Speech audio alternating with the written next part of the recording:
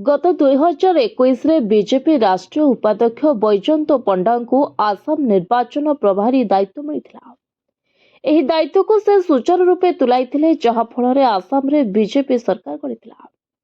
एबे पुणी 2025 रे केन्द्रापड़ा सांसद तथा बीजेपी राष्ट्रीय उपाध्यक्ष बैजयंत पंडा को आसाम निर्वाचन प्रभारी दायित्व मिली।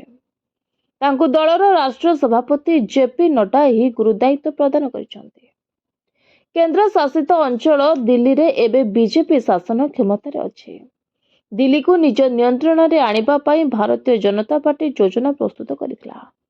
2024 रे बीजेपी एथिपई राष्ट्रीय उपाध्यक्ष तथा केन्द्रापड़ा सांसद बैजयंत पंडा को बड़ दायित्व देथिला।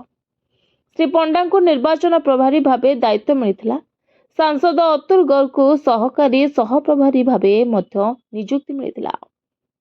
उभय को बीजेपी राष्ट्रीय अध्यक्ष जगत प्रकाश नड्डा नियुक्ति देथिले।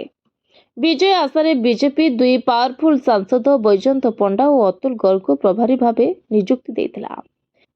गत वर्ष भी बैजयंत पंडा निजर दक्षता प्रतिपादन करथिले एवं नुआ दिल्ली रे बीजेपी को दीर्घ वर्ष पर पुणी क्षमतार स्वाद चखाइथिले। Bureau report, voice of Odisha live.